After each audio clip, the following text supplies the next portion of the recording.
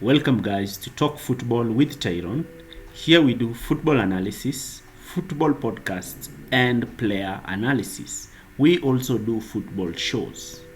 So today we are going to analyze Mauricio Pochettino's defensive strategy. In our last video in the Mauricio Pochettino series on how he's going to transform Chelsea Football Club, we looked into his attacking strategy. You can click on the top right hand corner to access that video. In his attacking strategy, we diversified how he sets his team up in the attacking phase. So today we are going to analyze how Mauricio Pochettino likes to defend, and we are going to look at his various defensive strategies. But before we continue, I'd like you to like, share and subscribe to our channel. So the first tactic he employs is high pressing football. Mauricio Pochettino from the Marcelo Bielsa school of pressing likes to pressure his opponents high up the pitch. This pressing strategy involves whereby he stops opposition from building the play from the back.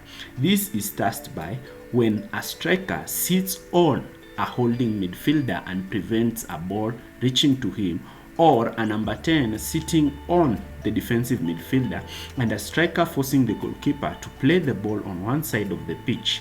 Once the ball is played on one side of the pitch, the touchline press is effected. The touchline press is an effective strategy because the touchline is used as an extra defender. This forces the opposition to either play to a winger who's tied with the opposition fullback or forced to go long, whereby the team is able to regain possession from the center backs or a sweeping goalkeeper. From this clip here, you can see Tottenham in a man-to-man high press. They are cutting nearby passing options in the middle and forcing the ball to be played to the touchline. Here, they easily recover the ball and immediately start the counter-attack.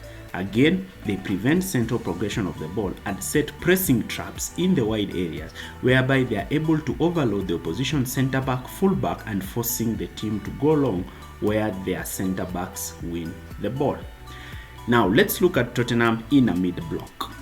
Once the opposition manages to bypass the first line of pressure, Tottenham or Mauricio Pochettino likes to set up his team in a 4-4-2, creating central overloads. These central overloads limits the opposition center backs to only play the ball in the wide areas. And again, once the ball is played towards the fullback, a touchline press is effected, whereby the midfielders cut any inwards passing option and forces the opposition to play the ball wide.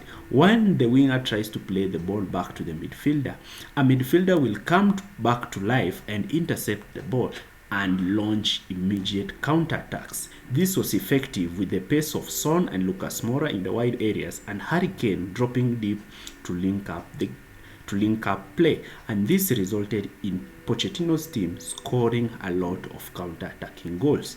The center forward could drag the center back and create a shot for the inward winger. You can see here they are in a 4-4-2 mid block. Once the opposition loses the ball, the PSG is already having 3 players in attack against the opposition's 3 center back. A first time ball to under Herrera, and now PSG are in a goal scoring position. This situation is created by the fullbacks and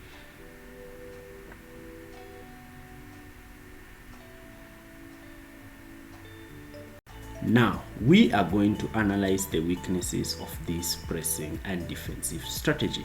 So since Pochettino likes his teams to press high up the pitch, the quality opposition such as Manchester City, Barcelona, Bayern Munich or Chelsea or other teams in the Premier League have been able to come up with a way to exploit this situation. So when the teams are forced to play to the opposition fullbacks, what happens is that they ensure they have a good 1v1 winger who will be able to take on the Tottenham's fullback. This is enabled whereby an opposition attacking midfielder positions himself in between the fullback and the center back, therefore dragging in the fullback. And when the opposition winger receives the ball, the fullback is kept in a 2v1 situation on whether to cover the attacking midfielder or the 1v1 winger, and when the fullback tries to move out to cover the winger can slip the ball for the runs of the attacking midfielder.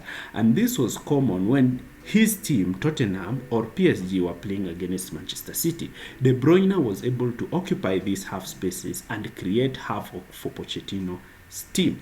And this is one of the weaknesses of this 4-2-4 formation that Pochettino employs as a mid-block in the defensive strategy. And we are going to see from this clip how the opposition places their wingers wide and they're able to drag and create havoc for his fullbacks. You can see here, Winks and Sissoko are playing as the two and they score an easy goal. Here Barcelona are overloading the backline with 5 attacking players and therefore are able to open up Tottenham in the half spaces. Now, in another situation whereby Tottenham are pressing in a mid-block, the disjointed high press can result in gaps opening in midfield. This can be as a result of both the forward who's playing as a false 9 and the attacking midfielder pick up positions in between the lines. When the first line of pressure is beaten, these players are able to receive the ball directly from their center backs and their holding midfielders in between the lines. And once they receive these balls in between the lines, they are able to link up with quick one-touch passes. And these one-touch passes can result in the opposition wingers drifting inwards. And when the false 9 drops to receive the ball, he drags out the team's center back, and this leaves a gap in defense. This gap is exploited by the inward runs of the wingers. It was a common tactic employed by Liverpool when Firmino used to drop and link up with Sadio Mane and Mohamed Salah, making diagonal runs. So these are the attributes of Pochettino's defensive strategy. He has his weakness in the defensive strategy, but some weaknesses are attributed to personnel rather than the manager. So these are some of the defensive strategies that we expect Pochettino to create at Chelsea. If you've stayed with us till the end of the video, thanks for watching.